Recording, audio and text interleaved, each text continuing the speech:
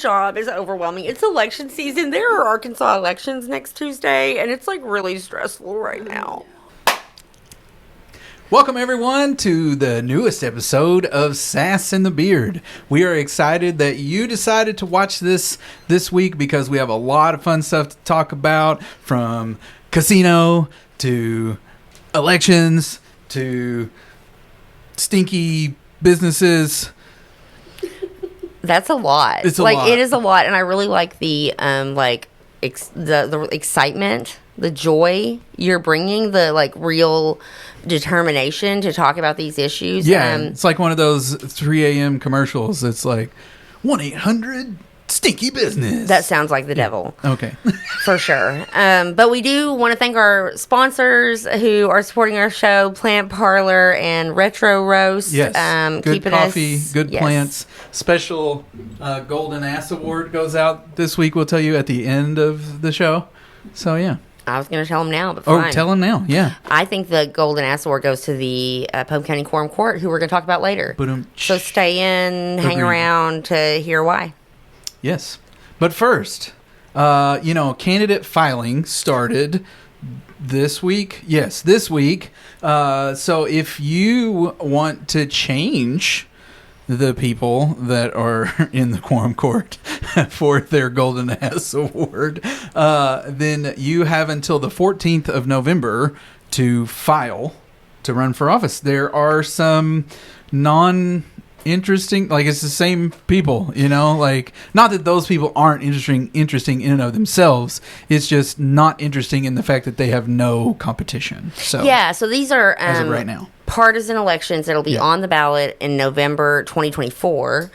And so I think all of the Justice of the Peace seats are up, which if you haven't been watching us for very long, you're not familiar. JPs are not just out there to marry folks. They are like the city council for the county. And so all of those seats are up, and not very many of them are getting challenged. Right. Then we also have our state legislative districts that are up. Not everyone is. So all the House seats, everybody who's a state representative, they're constantly running for office. They're up every 2 years. Yeah. Mm-hmm. Which is insane to me. Right. It's crazy. In the Senate, they get 4-year terms, but when we had redistricting in this last cycle, so everybody had to draw basically to see so that they could stagger their seats so that not everybody would be up for election at the same time in the Senate.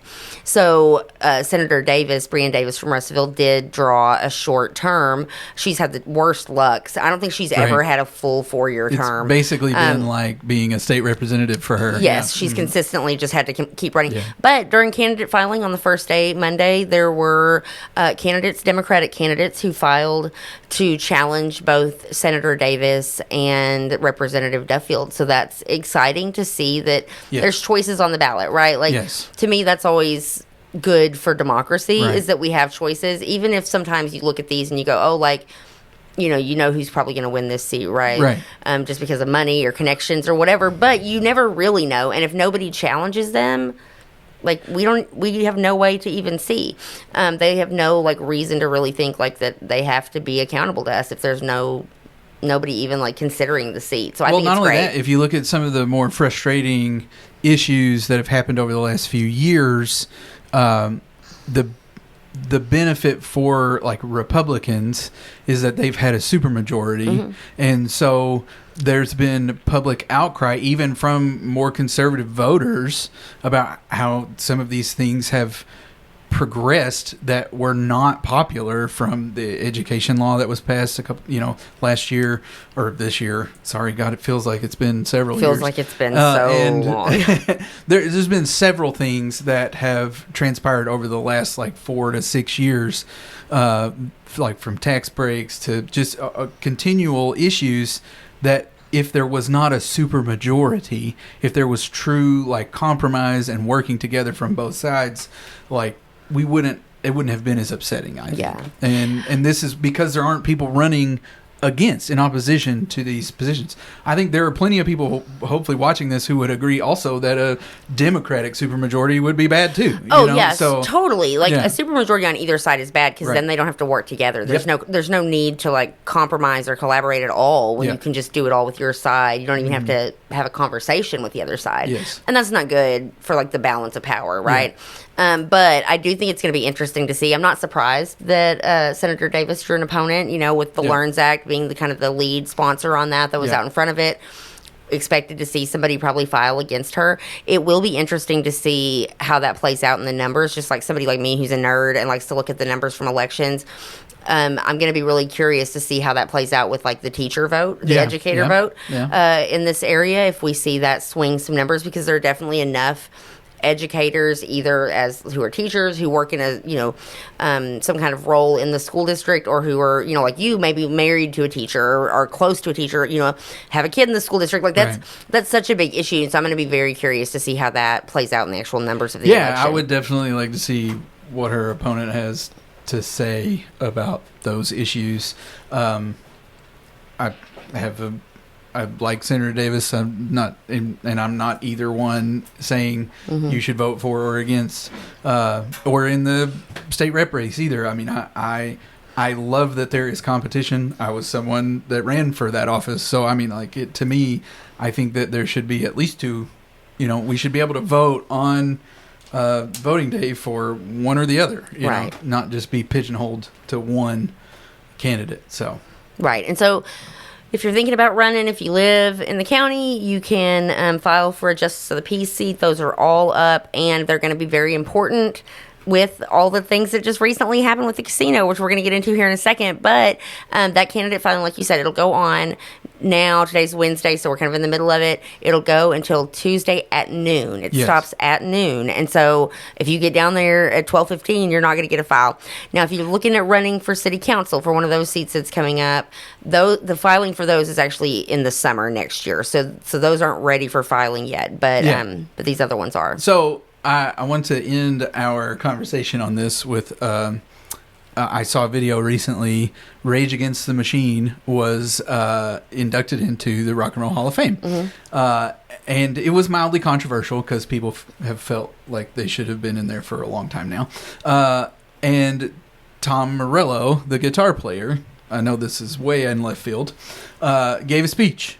And in his speech, it was basically like, hey, if you enjoy our music, like, get off your ass and do work. Like, it's not up to us as Rage Against the Machine to do it by ourselves. It's up to all of us, because anybody in the past that's ever done something is not more intelligent or more capable than anybody watching me say this, And I just thought it was very inspiring. Like you have the ability. And at the end of his speech, he gave a quote that was from his mom, and that basically, and I can't remember verbatim the quote, but like history can be changed, because it's now. We are history hasn't already happened, it's being made. And we can make history by standing up now and getting involved and start a school underground paper or run for office or make, that's what we did with this. We said, wait, there's not enough information coming out into the world that we live in, and we need people to know what's going on, so let's do this thing. I love that. We talk about that a lot in my job, about especially you look at the Little Rock Nine, who are these civil rights icons, but I've listened to them speak at different things, and when it happened, they weren't civil rights icons. They were just teenagers going to school. They were going to school. And not to demean the decision for them, because it was monumental and it was terrible for them to go through. But they literally did just go, something we take for granted every day, they did. And they were, but at the time, they were just normal people Right. taking action because it's the right thing to do, Yeah. even though it was controversial, even though in their cases it was dangerous to their Yes. lives. And there was no secret formula. But they had no idea yeah. that would turn into Right. this moment in culture that Yeah. changed so The much about our national history. education Yeah. system, Mhm. that everyone in the country would know what you meant when you said Little Rock Nine. So I think that's so powerful, to think about that. But anyway, so yes, we are going to move on to the next topic, which is the casino. Pause. I can't not segue. I don't queen. know how. Segue queen. I'm like, but Anyway, Casino. Let's talk about this fucking casino. So, we ready? Wait, are we ready? Do we need to change things? Are we good? Okay. good so far. So, Kristen, the casino recently is this big issue again in our community because we got a judgment from the state Supreme Court regarding Gulfside v. Cherokee Nation, or Gulfside versus the Racing Commission. Everybody or whatever. fighting about a casino. Yeah. So, can you go into some of the details of what that means? Like, what's next? How are we? Right. So the ruling, basically, I'm going to give you the real short, simple version. I think we can count on Mike Goad to come in and correct with the details. And For so sure. thank you Yes. for that, Mike. Follow Mike Goad. Mike is He on. knows He all is of the the things. watchdog on the casino. But I will say that, so what happened basically is the appellate court ruled that the Arkansas Racing Commission violated the rules of procedure for Amendment 100 when they issued the license, as it was written to be to Cherokee Nation Business / Legends Entertainment LLC, the legal names of the entities, because the license could only be issued to one entity. It couldn't be issued that to both. has experience. Has casino gaming experience, which the lawyers argued was actually Cherokee Nation Entertainment instead of Cherokee Nation Business. So it's just really a lot of technicality stuff. And, it's a bummer to see it slow down and all this, but we've said this for a while, that no matter how this court ruling went, all roads lead back to Legends, right? Yes. And so immediately we saw Judge Cross take some action on this, issue a new letter of support with the correct entity name. Everybody's being really cautious now. Right. And these things happen. It's where you see, people just, it's what I love about the law, is where we get to argue about what's the meaning of the word "the." Right. Right.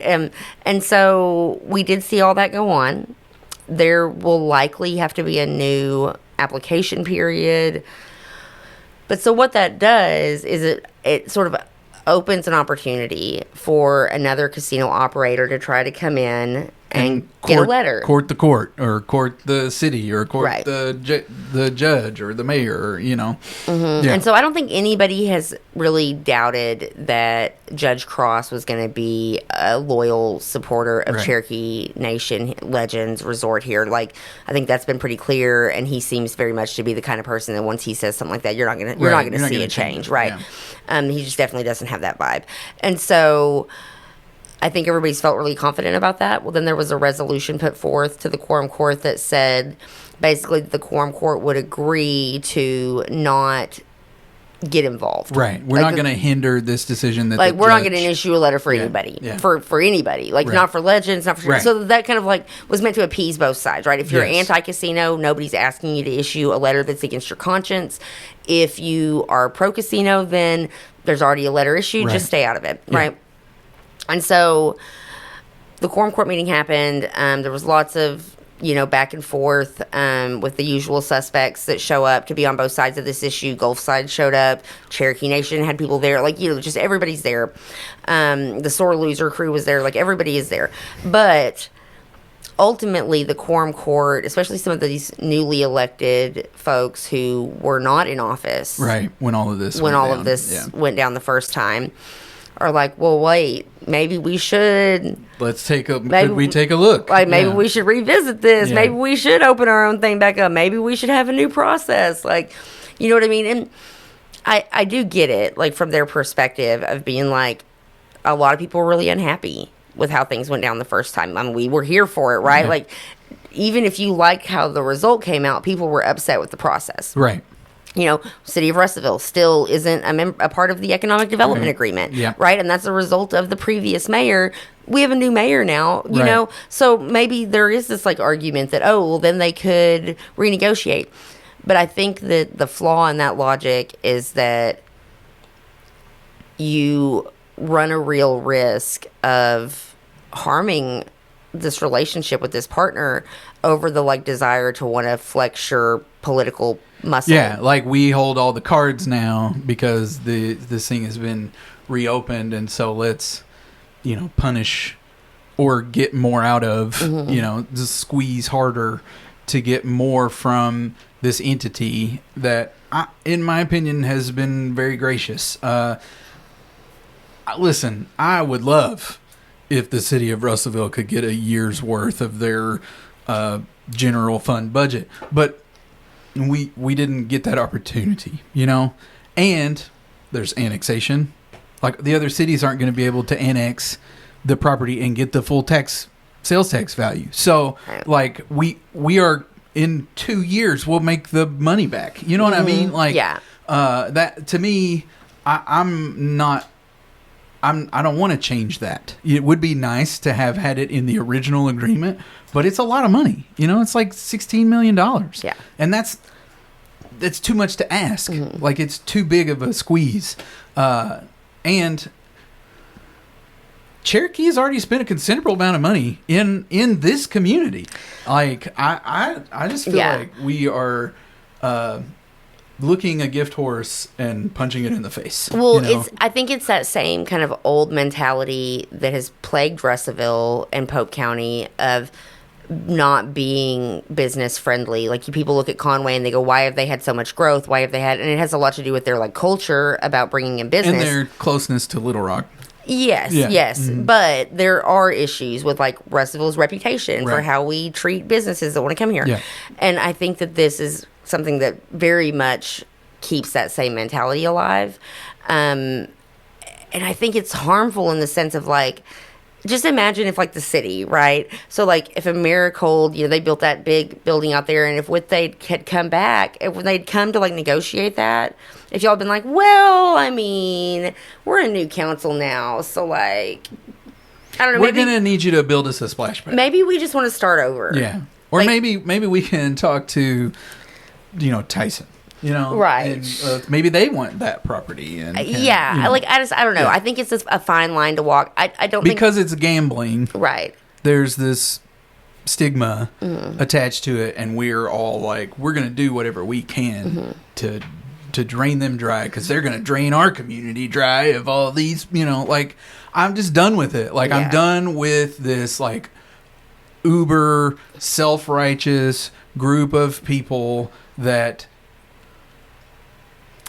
Like, it was interesting to me to find out from watching that meeting that you are a mobster. Like, you're not just like the mobster, you're like the godfather, the godmother, as it were, of this like gang of hoodlums that are out there causing a ruckus at my beck and call, and threatening and like breaking legs, way illegal shit that you like.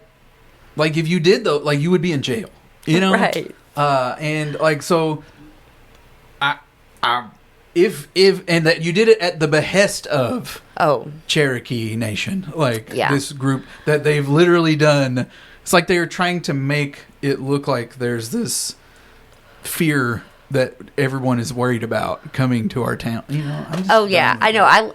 Look, I'm not gonna hate on being, you know, the like, what, El Madre of Pope County, but say hello to my little friend, right? But like, but I don't know. You know, a lot of people have messaged me about this, and I do want to talk about it because it's crazy. Like, people are like, "Oh my God, like, what is trying this?" To attack, right? Like, that's not what we don't attack people individually. Yeah, so like, I do want to be careful that, like, you know, we do this show for a reason. Like, we joke around a lot, we talk a lot of trash, but like, we do this for a purpose of like teaching people how to get involved in issues like this. Like, if you have an opinion about the casino, go get involved for either side, right? Like, we have our personal opinion about the casino, but even if you disagree, we still want you to go and make your voice heard, right? Yeah. And so that's the reason we do this. Like, we don't go after private individuals, you know, and if we spend our time going after every person that had something bad to say about us, like, we would never sleep. Like, it would be just be seeing us all the time on right. Facebook. Like, and so I'm not going to waste my time on that. I think it's beneath, like, what we do here, to do that. But, you know, no, I'm like, that's my, like, sass in the beard official statement. Official sass. Is very unsassy. Like, Yeah. I'm kind of, Yeah. I'm proud of myself. This is my professional sass in the beard voice. No, but as an individual, it's just privately, like, you know, we can be on a different side of an issue and it not be personal, like, it not be like a personal attack. We can disagree and still work together. But, like, you know, if somebody wants to make it personal, like, if they want to make it personal, let's have some fun. Like, let's do it. It not as part of the show, but, like, please fuck around and find out. Like, I'm here for it. I cannot wait. Hey, girl, hey. Let's talk about it. Let's talk about some Choctaw money. Well, that is a stinky situation. You. But is it as stinky? Not unlike, you know, if you've driven around the city of Russellville, especially in like the hotter months of the year, which in Arkansas is like 6 of the months, there's an odor that wafts through your air conditioning system in your car. The southern side of town, yeah. When you're pulling up to the gas station, like, you think you might smell some gas fumes, but now you're smelling ass fumes. And, like, what is this? Like, why are we here? And it's been a long battle with the people that live in the city of Russellville. And we're talking about, like, premium protein products. The rendering plant. The Like, P-P-P, what most people call the rendering plant. That's what I always called it. Rendering plant. The rendering plant. Yeah. Mm-hmm. Let me tell you a funny story before we get into this. When my oldest child was little bitty, like 4 or 5, we were driving over through there, and they went, "What is that smell?" And I was like, "It's the rendering plant." They went, "God, somebody forgot to water it." And so my family, still to this day, like 15 years later, every time we drive past, we'll be like, "Somebody forgot to water that plant." Yeah, this is definitely... So the city needs to get their ass together and water that plant. No, but look, maybe we need to hand the P-P-P issue over to the quorum court. Like, if it's like, hey, let's flex on a business and make them feel unpleasant, like unwelcomed, I got one for them. Good job. Yes, maybe we can do that. Well, so the city, the city has several times over the, you know, since I've been paying attention, has tried to address this issue, whether it's with the new management or new owners or just like the same old from a legal standpoint, from like, hey, can we do something to help you standpoint? Right. Yeah, and- there was like scrubbing, like chemicals that were provided at one point, and they like didn't even open them for a long time. And then there was like a call line. You could call in complaints about the smell. And at one point the city bought like the Smeller 9000. Yes! And so anytime somebody would call a complaint, like a code enforcement officer would drive there, pull out this nasal machine and turn it on, and it would see like the level of stinkiness. And it'd be like, yeah, you can taste it. Yeah, like, and then when they write it down, and then nothing ever happened. Now, for the sake of P-P-P, like, they have mentioned that they have spent money on this issue. They have, you know, tried to address some of the concerns of citizens and of the city. The city, several years, like 6 years ago, started the process to begin, like, suing P-P-P for like breaking these rules of this whatever ordinance that they were Right. gonna, and the ADEQ was like, sorry, you can't, like, it's not, like, stinky nuisance is not a pollution. So we have some options. We can entertain an idea of like suing them on just like a simple nuisance which can easily be proven. Obviously, like you just get some people to be like, yeah, on Thursday, And listen, I'm telling you that the plaintiff in that needs to be Casey's, because I can't tell you the number of times I have like I stop at Casey's for gas a lot out on that end of town, and the number of times like I've pulled up, opened my doors, smelled this, and been like, I'm gonna go somewhere else. I can't deal with this. So the city, I'm glad to see that the city's taking it seriously. Well, and to like your point earlier about, this is what bothers me about this. Like the reputation of the city of Russellville is we've been bad for business because of how we've treated. And so like this council, and like me specifically, like I'm not trying to say to a business like, get out of town, like right. we don't want your kind here. Like no, you provide 80 jobs in our community. We are appreciative of that, but also there are other places like that do what you do that don't stink like this. So can you do what they do? And like that's what I would like to see. I don't want to be animus towards P-P-P as the city of Russellville. And I think that the other council members feel the same way. But like at some point, like there has to be we've been dealing with this for at least 20 years. Like forever. Let's fix it. Yeah. But well, and I think that's the hard part of governing, when you get elected, is that like you have to balance both interests, right? There's really no perfect, on any issue, there's no perfect public policy. Right. Any public policy, there's going to be people who benefit from it and people who don't love it, right? And in this case, it's this issue of balancing quality of life, the public interest for people who live in that area, their property values, business development on that end of town, the impact it has on connecting with Dardanelle, and economic development between the two. Right. Like there is a big issue here, but like you said, we don't want to be the city anymore that's like, if we don't like you, we'll run you out. Right. Like that's not the vibe Russellville wants to have. But I think it's kind of similar to what we've talked about in other times about the rental issue with like slumlords. Yeah. That we have this new, younger council that was elected because people are tired of the status quo of the way things have been here in Russellville. And so I'm glad to see that y'all are like dealing with it, right? It's not just like, okay, now we're here, so cool, we'll chill. Like that you are taking these things really seriously and dealing with the hard conversations that come with that. What I want to know is, when is the meeting that P-P-P is going to come and we're going to let Councilman Keller just get their ass? It's like, well, so we had asked them to come to we had our because there's nothing I enjoy more than watching Justin Keller chew somebody's ass when they're really doing wrong.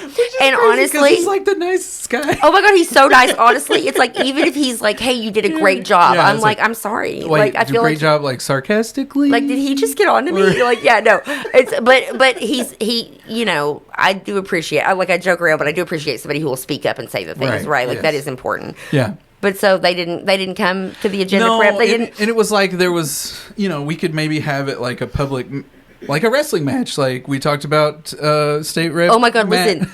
Matt Duffield. Can Matt Duffield host it? Like P-P-P versus Justin Keller. And Waste Management. Like, it's like, oh my god, cage match. Let's do it. Oh, yes. I would love to see that. And so they did end up meeting with one of the council members, and they have expressed that they would like for us to take a tour of their facility to see, this is what we do and why, which we have done in the past. Like Americold has done that. The city corporation has done that. Several groups have done that to like show us like what they're doing. And at Rockline's the one that's great because you walk in and it just smells like baby wipes. It's like so nice when you walk in. Yeah.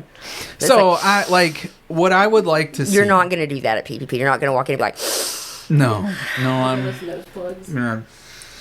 What I would like to see from P-P-P, like there are consulting groups out there that deal with this type of business. There are other businesses that do the same thing. I would like to see a concerted effort from them to like really put some money into these processes, and they have said that they have. And it's not, maybe they have, but it's not reaching what the they level that it have needs done, to. yeah, is like there is a substantial change that I think needs to happen in their output, and therefore, if we see that, then I think that we can all agree, like, okay, we don't need to go. But I do believe that if something doesn't change very soon, like, I just think there are enough people that are on the council that are like, we're the one, like, they're not having to hear it from people, like we hear it. And so if I have 6 people every time at least I notice it smells bad, they're like, hey, did you smell that today? It's P-P-P. I'm tired of this shit. You know, like, Hey, listen, I've only done that like 12 times. Calm down. but like at some point, like, people elected me to take care of the things. And if I'm not taking care of it, they're going to elect somebody else. And then we're going to be right back in the same position. And so, like, why don't we just take care of it now and get it done? Well, and I think that's important for folks to hear and to know about, and why we're talking about it right now is because as this issue is coming up, you know, I think a lot of people, if you've lived in Russellville for any amount of time, you probably have as much of an opinion on the rendering plant as you have on the casino, right? Like, we all feel some kind of way about it. And for your elected officials to be able to, like, really do something that is maybe not going to be popular with a business, right? Like, and maybe everything works out and it's fine, but like a lot of times in things like this, when you're enforcing something on a business, they are going to make sure you know how they feel about it, right? Like, they're going to make sure you understand why this is problematic, what they like, and they're gonna try to work for their interests, right? And so it's really important as this plays out that elected officials at the city council level are also hearing from people. Yes. Or because you will absolutely hear from the people who stand to profit from it. And so if people who live in that side of town, people who are impacted by it, are not making their voice heard, then it makes it a lot harder for y'all to keep pushing forward. Yeah. If you can be like, look, I've got 30 emails in my in my inbox from people who are upset about this. Yeah. Like, our 20 people showed up to the city council meeting to talk about why this matters.